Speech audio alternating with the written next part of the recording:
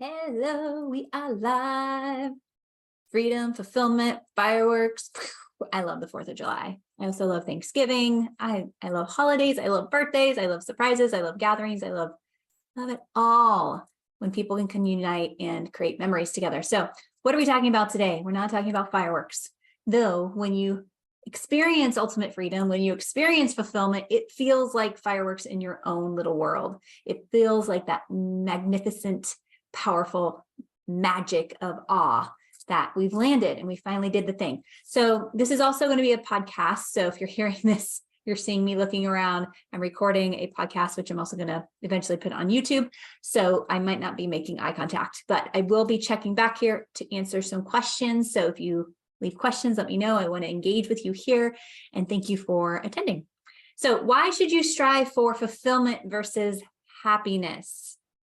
I first want to share with you why striving for happiness led me to burnout twice, not just once. The second time, my whole body was activated and reacted in an autoimmune response, and I broke out in hives everywhere, especially armpits, arms, legs, itchy. If you've ever experienced hives, stomach, everywhere. It was totally inflamed. There was dis-ease in the mental, emotional side of things, which created dis-ease in the body. So burning out, I don't recommend it, but if it takes you that far to learn the lesson, then that's just part of the game, but you don't have to burn out to have your breakthrough. So as a high ticket closer for many of the medical practices and healthcare practices and health related businesses and programs that I loved being a part of, I was pretty good at helping people solve problems. And that not only served them for a week, but it served them for a lifetime. So if they were willing to own their power, if they're willing to make better decisions and willing to see that dis-ease in their business and life was creating dis-ease in their body, then I had a solution for them, right? And this was multiple years. So this was over 15, 20 years of my career. So what happened was I was putting all my happiness in the bucket of what I did, the title, the role, the responsibilities. So when and if those titles and roles were taken away, or I was burnt out and I desired to quit, guess what? My happiness was gone too. Because happiness is an emotional response to an outcome. It's a result of something. If you look up the definition of happiness, it's the transient feeling. So it's a passing through feeling. It's always available, but it's the passing through feeling of feeling joy, contentment, or pleasure in response to favorable circumstances. But when we're experiencing happiness, we're giving our power of our happiness away to the circumstance, the person, the place, the thing, the adventure, all of it. So I always recommend to be happy now. I actually have a watch. I'm not wearing it today, but there's a watch that I have that just says now. There's no clock, there's no time, there's no batteries. It just says now. So the time is always now to be and do and what we feel or what we desire to feel. Most of the time it's happy. So permission to stop giving away your power, permission to stop only being happy when certain people or certain things show up. You get to choose to be happy at any moment, anytime, or you can choose not to. That's okay too. It's just what you desire. So what Tony Robbins once shared was our minds were designed to survive, not to make us happy. And our minds, our brains are 2 million years old and they're still not designed any differently. So it doesn't matter when you fulfill the goal, the intensity of the happiness will pass over time.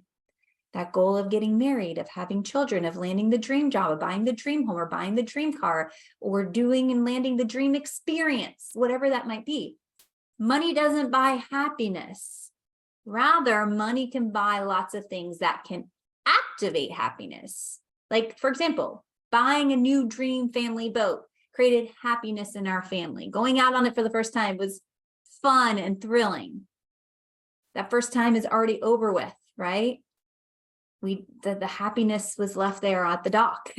So the other parts of it down the road of a brand new boat, right? We're not going to feel so happy when it needs to go into the shop for repairs and we can't enjoy it because the part's on back order or blah, blah, blah. It's going to cost hundreds of dollars of parts and labor.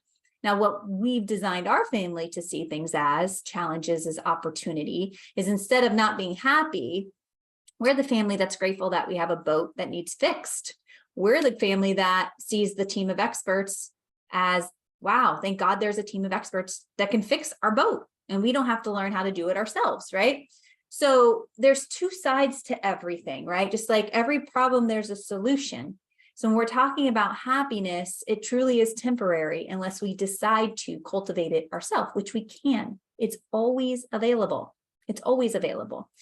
Now let's define fulfillment. That's that deeper sense of purpose, meaning, satisfaction that's derived from alignment to one's actions and values into a greater sense of purpose, of vision, right? So when we think of this, fulfillment comes from our why.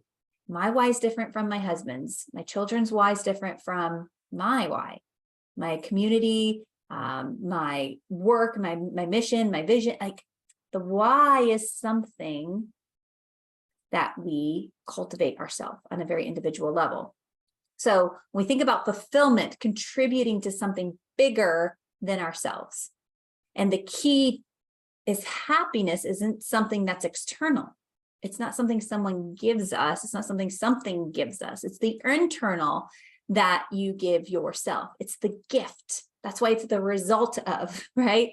So let's talk about this a little bit further in highlighting the distinction between the short-term happiness and the long-term fulfillment. Because I've always known that doing what you love is the key to living a fulfilled and happy life. It's just something that was innately instilled in me, watching family members do things they didn't love and complaining about it all the time. And from a very young age, I was anti-complainers. I'm like, oh, complainers, I'm heading to the other room. Which is why my background in my corporate days, I turned down a lot of really good opportunities. I walked away from some very lucrative opportunities with big packages, for example, like big pharma. It wasn't aligned to me, but yet there was a part of my type A overachieving that was like, ooh, great packages, great money, stability, job certainty, right? But I couldn't sell myself to it. I could sell a diabetic med that children need for type 1 diabetes, but I wasn't able to align and believe in some other things when I knew there were alternative solutions because I had worked for a lifestyle medicine practice. Sorry, reminders are popping up here. And so during those times I was interviewing for jobs, I could have taken the big pharma job. It had great pay, again, great package, short-term happiness. I landed the job, woohoo, let's celebrate, making the money, woohoo, get all the bonuses and the perks and winning salesperson of the year and taking the trips, right? But I knew I was sacrificing long-term fulfillment. And ultimately, I'd be sacrificing what else? My health, because I'd be stressed because it was out of alignment, dis-ease, and the spiritual emotional side would have created dis-ease in my body. So sacrificing vitality, health, and fulfillment because I wasn't aligned to the greater purpose and my satisfaction, right? But thank God I didn't go down that route. Thank God I knew a little bit, but I still didn't know what I know today. It was just part of that intuitive pull to just trust, like there was something else. There's always something else. There's always something better. God does not plant desires inside of us and then say, ha, just kidding. That's not for you. That's not how it works. If the desire is in you, it is for you. So let's talk about the illusion of chasing happiness. There's an illusion out there because of our society, our old paradigms, this obsession with happiness and the pressure to pursue it, the pressure to obtain it, the pressure to acquire so much more as the primary goal. And keeping up with the Joneses is a mentality of that's not just out there floating around, but it's a big part of even the magnetic marketing of all the consumable things out there, offering magic pills, quick fixes. You have to have this new thing. It's in the Targets. It's in every store that's out there. It's online, the online virtual stores. It's all the same. And by the way, this could all lead to a very early and quick trip straight to the cemetery. That's the other thing of all of this. It's like the pressure of that, the stress of that, and then acquiring all these things, and then we don't know what to do with all the things, and then we're either hoarding all the things or we're dumping all the things, and then we feel guilty for putting the things in the trash, and then it's just this vicious cycle. So there's this illusion of chasing happiness, and then there's this illusion that's also part of this like treadmill concept where happiness is derived from the external, which we already talked about. It's not, it's temporary when the external. We think we need more to get that fix again. Then there's nothing to get. There really is nothing to get. It's available here all the time, irregardless of your situation, irregardless of your circumstances. Now, this is the hard part to understand when you have lost something you love, specifically a title, a role, a job, a career. When that's either taken from you or you just had enough, but yet it defined you, or a person, a loved one, because I've experienced both, and being happy seemed impossible during those critical hours of fresh loss. And at the time, I mean, I could even just take myself there now, and it's just emotion, but it's not my reality right now. The loss is in my past, and me managing to live without has been a practice. And at times it's the external hits that don't even work. That when the external hits of the things that used to bring you happiness, when you're in such a low place, they just don't work. And when they did, it was like I was grateful that that bowl of ice cream created happiness in my life, right? It's the little things. It's that illusion, though. There's an illusion around this. And there's the endless amounts of research and studies that I can go on and on and on that demonstrate how the pursuit of happiness alone can lead to extreme negative psychological stress, disappointment, and dissatisfaction. But that's not what we're here. We're not here focusing on that. We're here to focus on the power of fulfillment. So let's explore some of the benefits of focusing on fulfillment rather than happiness. Focusing on fulfillment rather than happiness can save and serve several different parts of who we are, who we're here to be and experience. And a few reasons of why prioritizing fulfillment can be at your advantage, right? So the first one is deeper sense of purpose. Fulfillment is often associated with a deeper sense of purpose and a meaning in life. When you think of fulfillment, what does that mean to you? Purpose and meaning. To you, it's going to be to you. So your, again, fulfillment is going to be different from even your loved ones. Now, some might overlap and cross. Like my whole family loves to travel. You ask my girls, they love going to hotels. They love experiencing pools and oceans and new experiences and learning about new cultures. But it involves that pursuing and engaging in the activities that align with your vision, your values, your passion. And part of this is really personal growth, because as you evolve, your fulfillment evolves, right? Your values might even evolve as well. So by focusing on fulfillment, you're more likely to invest time and energy into endeavors that actually bring you a sense of fulfillment. But you got to be clear and know what and why those are. What is your purpose? Why are you here? Most people don't want to go through that. It's like, I don't know, because I was told to do or be here at this time because of the responsibility and the agreement I took with the job, or I had a kid and now this is my responsibility, or I married someone and now this is my responsibility, right? So when we have that sense of fulfillment, we can contribute at a greater purpose beyond the momentary happiness, which could be the default side of things, right? So long-term satisfaction. This is, while happiness is often fleeting and dependent on, again, external circumstances, fulfillment is more sustainable and enduring. When you prioritize your fulfillment, you seek to create a life that is meaningful, aligned with your values and your vision. This long-term perspective allows you to find satisfaction and contentment in the journey. Enjoy the journey. The gift is the journey, not just the destination. And this is even more so critical during the challenging times, during the times of growth and opportunity. Third one here is that personal growth and development part. So the fulfillment often involves pursuing goals, challenges, being and doing and pushing out of your comfort zone, being comfortable with being uncomfortable. That's growth. By focusing on the fulfillment, you embrace the opportunities for personal growth and development. Embrace them, not, oh, I have to change for this. Because when you're clear and you know what fulfillment is, you're eager to change for it. You're eager to evolve and transform in the sake of your vision, in the interest of your vision, right? So engaging in activities that are fulfilling can lead to self-discovery, learning new skills, finding another zone of genius that you never would have known was in there because you were afraid to try something new or explore. So expanding your capabilities, which will contribute to a sense of fulfillment, and again, overall well-being, fueling that vision. This other one is called resilience and coping, because life is filled with ups and downs, the highs, the lows. And if you're solely seeking the happiness, it can make it very, very difficult to follow through when there are challenging situations. So in contrast to this, a focus on fulfillment will help build that resilience muscle. Now you're thriving and not just surviving. And that coping mechanism is being utilized. So it's firing and wiring, and it's getting stronger and stronger, building resiliency.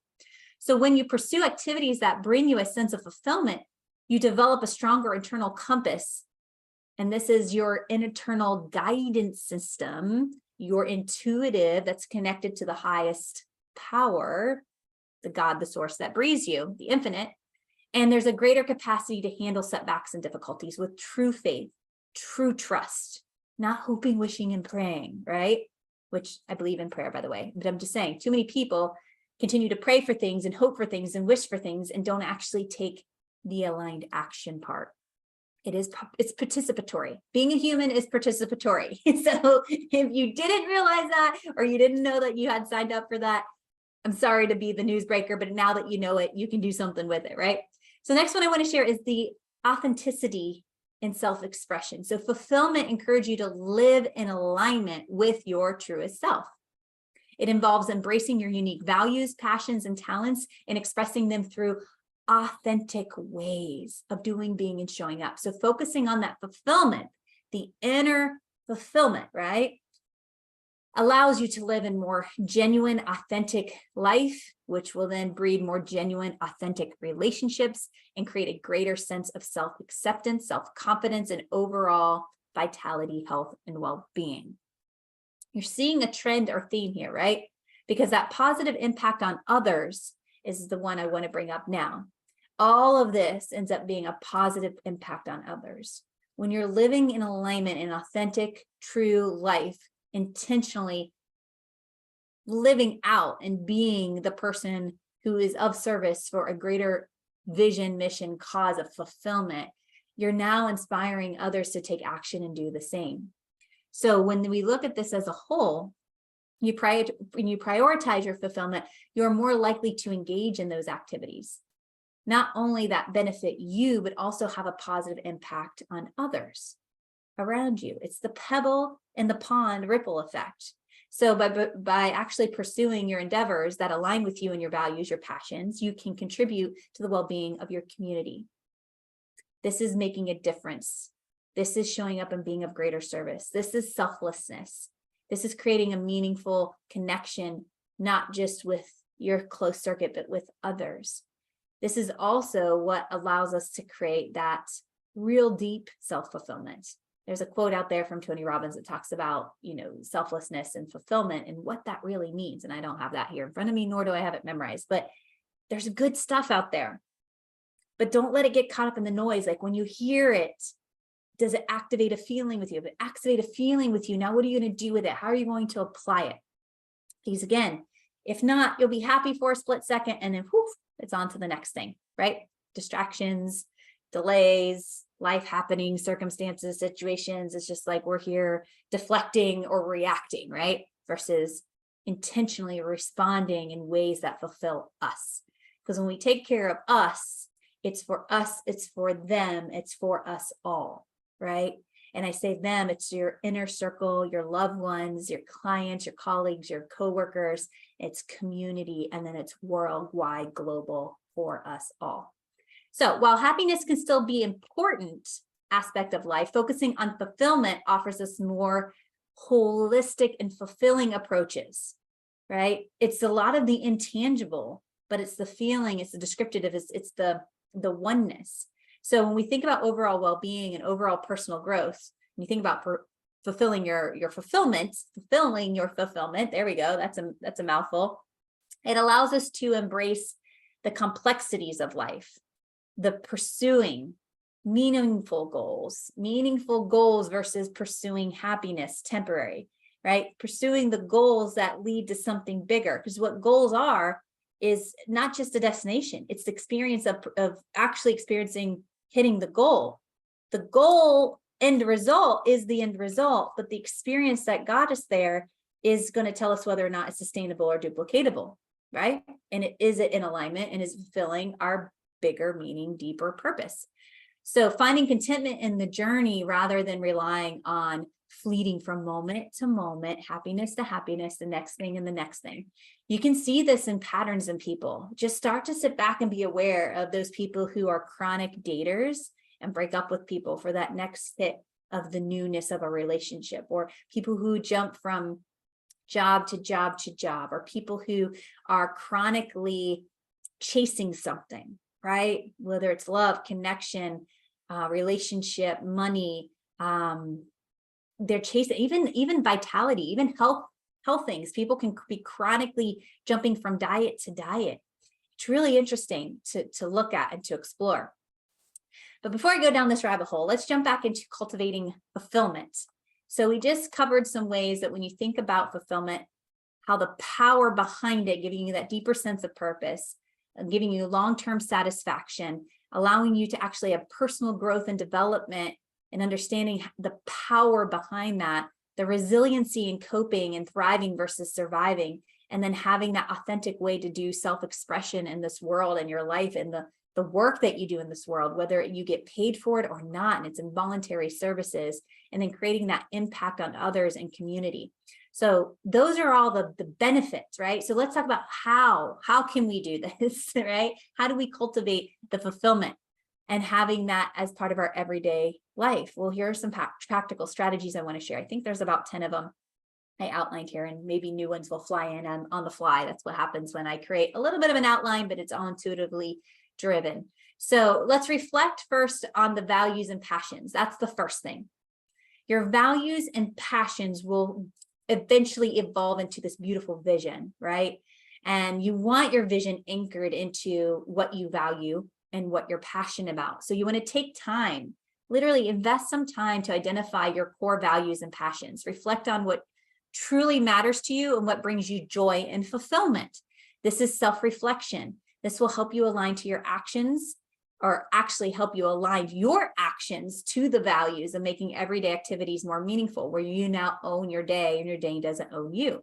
You're now becoming a decision master because you get to pick, you get to choose what you say yes to and what you say no to. So this is the key, again, to making sure that you have your best year yet, your best years yet. How do you do that? 1 quarter at a time, 1 month at a time, 1 week at a time, 1 day at a time. And before you know it, you become a decision master. And when you master your decisions, that's a big part of fulfillment and living out that vision. So when you think about setting goals, this is another strategy. Not just a goal to look good, sound good, because everybody else is doing it, or it's something that's been a goal for 5 years and you keep forgetting about it and now you're feeling guilty. No, meaningful goals, the goals that fuel your vision. Establish those goals that are in alignment with your vision, your values, your passions, right? These goals should stretch you. They should challenge you. Because if it's something that's not challenging you, you know what to do and how to do it and when to do it, just go do the damn thing, or don't have it be a goal, right? So free yourself from that right here, right now. But the goal should stretch you, challenge you, and provide a sense of purpose. Break them down into smaller, achievable, attainable steps. Celebrate the progress along the way. That's the fun of life. Life is to be fun. It shouldn't feel like a grind. It shouldn't feel like I have to do this. It should be I get to do this, and I love the process. You're not loving the process, choose a different goal or choose a different strategy to attain the goal. This is called alignment, alignment, alignment. What you're choosing is alignment with your vision and taking action every day. I believe this is the third one I'm talking about now. If not, it's three or four. Practice gratitude. We are meaning-making machines. Cultivating gratitude will actually shift your perspective and help you appreciate the present moment. Appreciate the challenges as opportunities. Regularly expressing gratitude for the people the experiences, the things in your life. This practice will actually foster a sense of fulfillment instantly by focusing on what you have rather than what you lack. That's actually real gratitude, is focusing on what you have and being grateful for what you have, not in the moment that you receive it, but even many days, years after receiving it. That's true, authentic gratitude. Next one is engaging in activities that bring you joy. So identifying activities that actually genuinely bring you joy and make them a priority. When I say make them, schedule them in your daily life. Make sure it's a non-negotiable, whether it's pursuing a hobby or investing time with your kids, playing, belly laughing, dancing, spending time in nature, nurturing yourself, engaging in creative endeavors. Like, these are activities that contribute to a sense of fulfillment and well-being. We're not just here to hustle and grind, make some money so we can maybe survive retirement and then die. But that's really what our culture is setting us up, or has been up until now. Would you agree? If not, please comment below or message me, because that's the paradigm I'm looking to break. I'm not going to go off on a tangent, but I just was thinking about something else. I'm going to stay focused here. But seeking personal growth, this is the next one. So when you seek personal growth, this is contributing to experiencing more fulfillment, embracing new opportunities for personal growth and learning. You will be continuing to challenge yourself at new skills, expanding your knowledge, exploring new interests. You will probably most likely tap into your next passion or gift or zone of genius. Like, it's inevitable. That's the only way to grow and expand, is through personal growth and learning. Next one here is nurturing relationships and connections. We are human beings here. We are meant to do life together. Spiritual beings having a human experience. It's required to have relationships and connections. So cultivating those meaningful relationships with others, investing time and effort to build and maintain those connections that actually bring you joy. And the ones that don't, set boundaries and release. Honor and release. There's ways to be kind. You don't have to be nice, but there are ways to honor and release. And make sure those people are supporting and valuing you. And if they're not, honor and release, right? Engage in meaningful conversations, show empathy, be present with people in your life, and find those who do the same for you. These last few here is practice self-care and well-being. This seems like a no-brainer, but most people, if you're like me, busy taking care of everybody else, we sometimes put ourselves last, or maybe most of the time put ourselves last. So taking care of your physical, mental, and emotional well-being. Because again, that dis-ease in the mental, emotional will manifest into dis-ease in the physical. So prioritizing self-care activities that replenish and rejuvenate you, such as exercise, meditation, adequate sleep, journaling, healthy eating, drinking lots of water. I'm holding up my big old jug here. It's bigger than my face. And creating ways that feel good to you, right? When somebody says you should do this, really? Should you? Or is there another creative way to get the same result that feels in alignment for you, right? So practicing self-care and well-being that feels good to you, becoming disciplined in that, will actually give you freedom and fulfillment, right? So when you prioritize your well-being, you create the foundation of a fulfilling life. Fulfillment. That is fulfillment. And I can't be more passionate about this one. This is why I put it towards the end, because I had a feeling I would rant. Because your vitality, your health is your most vital asset. So if you're not investing time, money, energy, and resources into your most vital asset, what are you investing it into instead? What is robbing you, taking from your health and vitality that's being invested elsewhere? Because I guarantee you it's your most vital asset. And this piece of this that I always catch people back trying to balance when they think about time and money and health, it's like, well, you can look at it at any angle you want, but if your health is your most important asset, and if you don't have your health, what type of quality of time do you even have left? And remember, no matter how much money you have, you can't buy back time. So I'm going to end that there because I could go on and on. It could be a whole podcast in itself. So embrace challenges, embracing failure. Again, they are mistakes. They're not it's not failure, right? It's people call it embracing failure, and I just called it embracing failure, but it's not really failure unless you quit and you still want the result, right? If you tried something multiple times, you realize, I really don't even want that result anymore, then just stop torturing yourself. But the challenges and the setbacks, they're going to happen. It's not if they're going to happen, it's when they're going to happen. They're inevitable in life, but they can provide valuable opportunities for growth, expansion, and learning. And you can actually find pockets of fulfillment within this, right? So embrace these challenges as chances to develop your resilience, your problem-solving skills, and your perseverance, right? Embrace the failure as a stepping stone towards success and that next learning experience. All right, so this next one here is contributing to others in your community. So find ways to give back and contribute to others. Engage in acts of kindness, volunteer your time, support causes that are meaningful for you, contribute to the well-being of others in your community, and create a sense of fulfillment and purpose for you. Again, when you get to show up and do things in that way, you get to also get that fulfillment. So this is like the triple threat win-win-win in a good way, right? Because you're being fulfilled, somebody else is being fulfilled, and the whole community wins. Because the more people that are activated with fulfillment, that level of vibration is like, whoa, it's where we all deserve to be and play. And then lastly is practicing mindfulness and presence. Mindfulness and presence. And this is where my journey started over 20 years ago, when I first was introduced to yoga as a practice. And so when we cultivate this mindfulness, this being present, fully present, not here and thinking about other things, but fully present in each moment, we get the opportunity to pay attention to this present moment, this experience, without judgment, without attachment to any past situations or behaviors, or any future situations and behaviors. We get to release them both, because in reality, only time we can actually participate and respond is in the now.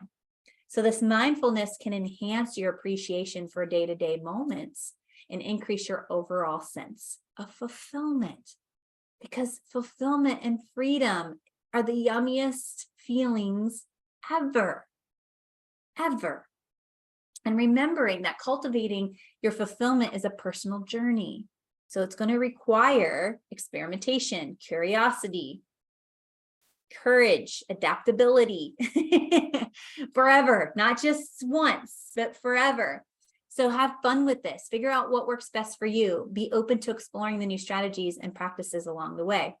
This is why it's important and critical to invest time, again, back into that self-reflection and clarifying your personal values, your personal passions, and setting meaningful goals that fuel the vision.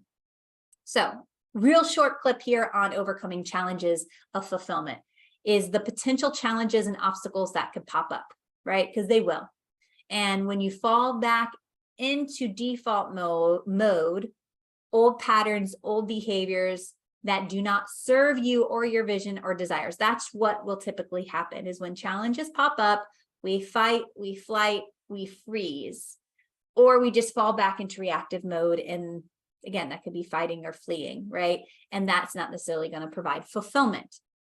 Or as you grow and expand to next level success, you fall victim to next level society pressures, fear, judgments of other people, or you fear being called out on something, or you fear the pressure of external expectations that might hinder your ability to seek the level of fulfillment that you really, really want or thought you wanted, right? So these are areas and challenges that will pop up as you become more expansive in your areas of fulfillment.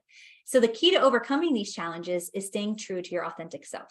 Staying true to your authentic path, being clear and confident in what that is with a high level of integrity. And again, being mindful of yours and being mindful of others, that's key too. Playing well with others, respecting with some empathy there, but investing time into your anchoring of your vision daily. I cannot say that enough. Investing time, it's minutes. It's minutes that provide an immense return on investment. Surrounding yourself with people who actually value you and support you. That's the key to overcoming these challenges. Now, finding the balance, because we're never fully in balance, but we can harmonize, right? So I need to highlight the importance of this between pursuing fulfillment and embracing the ups and downs of life. Because when we are challenged, we have a level of acceptance, right? No matter how much positive Polly you have become or you have always been, negative emotions are part of the human experience. So as one grows and expands, evolves, so does one's definition of fulfillment. And this could be due to, again, circumstances changing, but are we giving our power away to the circumstance? Or are we embracing experiencing something new that's not maybe negative or positive? Like, again, it's irrelevant if it is negative or positive, but that actually causes us to change our priorities, our values shift in a good way. They're back into a greater sense of alignment or a greater sense of purpose or a greater sense of fulfillment. There are different seasons of life that could alter this fulfillment as well. So just be aware, be ready to acknowledge, be ready to be curious, be ready to be intentional in what you wish and how you wish to respond to these experiences when they do arrive. So to wrap this all up, I would love to encourage you to explore shifting your focus from the fleeting of pursuing happiness to a deeper, more sustainable quest towards fulfillment, and experiencing the feeling of fulfillment and freedom to the day-to-day activities that you consistently say yes to or decline, right? Declining creates more time and space for other opportunities of fulfillment. So I also encourage you to pick one of those top 10 practical strategies that I just rambled off above or before. However, I'm listing these out on Instagram land, but if you're here on the podcast, I might list them here in the summary. And if not, listen to it again and just jot down one that inspired you, that activated you into inspiration that you can actually apply today, immediately. And then schedule it into your day-to-day routine and play in that space of curiosity for at least 14 days. Test it out, try it on. And if you're not loving it within the first few days, get rid of it. That's out of alignment. Grab another one.